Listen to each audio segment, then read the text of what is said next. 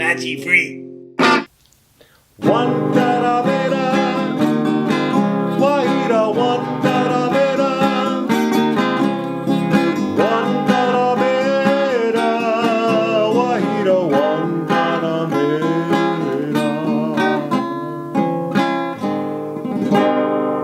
Gibidi boom doom, gibanjan guaga. Actually, Scully, I wanted to start this video on a happy note because I'm afraid it's going to end on an angry one. Following is a video by Tariq Nasheed, an author and documentarian, who I don't want to insult, since I already did. I fired off a couple of angry tweets at him where I called him a racist and a despicable idiot. And I kind of regret it, because I don't want to engage in spreading any more divide and much less hate. Hatred is not healthy, and it's not the most productive way of reacting to this video of his. Look at the white Cubans and the suspected white Cuban Americans. They are some of the biggest racists that you will ever want to meet. I'm not talking about all white Cubans now. I'm talking about the suspected white supremacist Cuban Americans. Do you know, while all these people are running up here talking about mistreatment, dictator, all Castro messed up Cuba with his dictatorship and he was a tyrant, 58% of Cuban American voters voted for Donald Trump's ass. Do you know that? When they show those polls talking about all those Latinos who voted for Trump, those are the ones they're talking about. You better learn about these white Cuban Americans. You better learn the real deal about them. They're the Latinos who are voting for Trump, dude. So they don't fall for that, oh man, we got to stand up to tyranny and dictator. They're fine with dictators and tyranny as long as it's happening to the black folks. Now, I don't like to throw the word racist around, but if the way Tariq just spoke about white Cuban Americans isn't racist, it is bigotry, all caps. How Tariq is talking about Cuban Americans is very close to hate speech. This guy is literally demonizing a group of people not only by their skin color, but by their nationality and ethnicity, and then making a bunch of wild assumptions about them that they must be racist. Why? Because they voted for Trump? And then twisting those assumptions into threats. Watch out for those Latinos and those suspected white Cuban supremacists. Those white supremacist Cuban Americans, they come over here and they fall right in line with white supremacy. They turn into the Marco Rubios, who's Cuban American, by the way.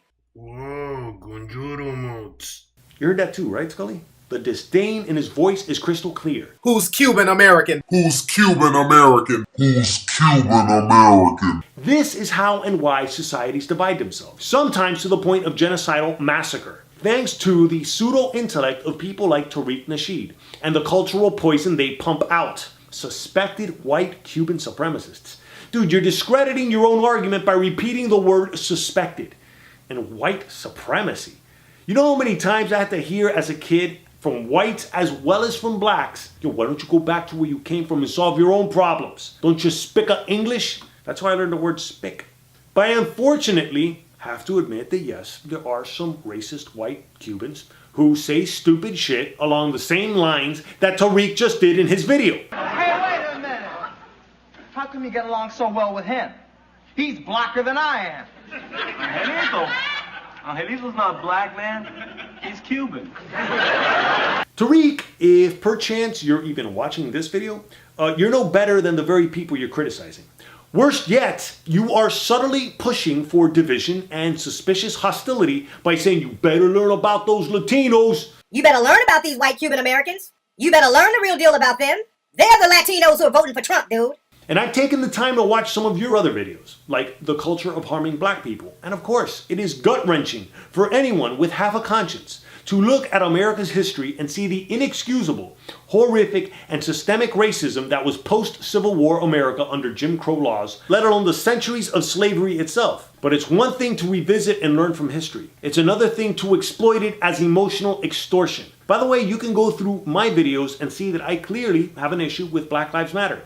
However, the bona fide issues I have with their irresponsible rhetoric based on misrepresenting facts and the protests and ensuing riots that they've inspired, to say the least, and the numerous people who've been killed thanks to that inspiration. Despite all those factual concerns I have with Black Lives Matter, I never in any of my videos generalized black Americans as if to assume they're out to get me. Which is why if there's one video of mine I'd recommend you watch is Stop Calling for a Race War. Meaning combandiring bondoing guay. That's one of my favorite ones too, Scully. And the last thing I like to pontificate is on Tariq's misguided hero worship of Fidel Castro. It's not just a matter of opinion or moral relativism. You are factually incorrect about this psychopathic murderer, and you're grossly misinforming your quote-unquote followers about his absolutist tyranny. All the supposed good Fidel Castro has done for blacks globally, don't think for a second that the proxy wars the Castro regime involved itself in, such as in Angola, were primarily for humanitarian purposes. Castro was always trying to acquire global influence while obscuring his crimes against his own people. And for all you Castro apologists who have a problem with the United States involving itself in wars in the Middle East, then apply that same moral principle to when a totalitarian dictator who imprisons his own people sends thousands of others to their deaths in foreign countries for his own selfish political gain. There's a reason why thousands of Cubans risked their lives for decades to flee Castro's murderous dictatorship. And if you're so concerned about the plight of black Cubans instead of white ones, then read about Berta Soler. Look her up and the various beatdowns Las Damas de Blanco have received whenever they speak up for their relatives who've been imprisoned for political reasons only. Figuratively speaking, Fidel Castro single-handedly oppressed millions of Cubans. To listen to anyone talk about this man as a hero, in my humblissimo opinion, is the same as listening to someone praise Adolf Hitler, which, by the way, Fidel Castro actually admired in his youth, so it's not some hysterical Hitler analogy. You're You're right. I should cut this video short. I can only hope Tariq and others drop their bigoted views on white Cuban Americans and not let the despicable racism of a few judge the rest of us. Not that I'm speaking for all Cuban Americans either.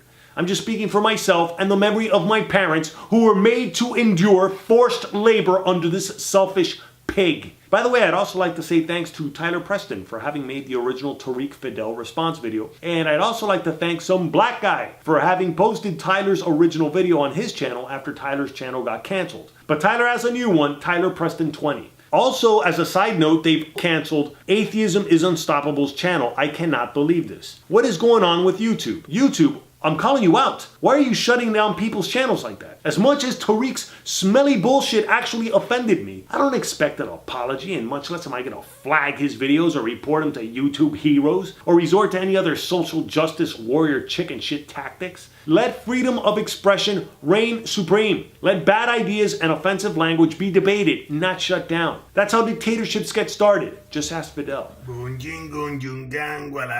Oh, you're right, Scully. Good thing he's finally dead. Thanks for watching. Homegrown.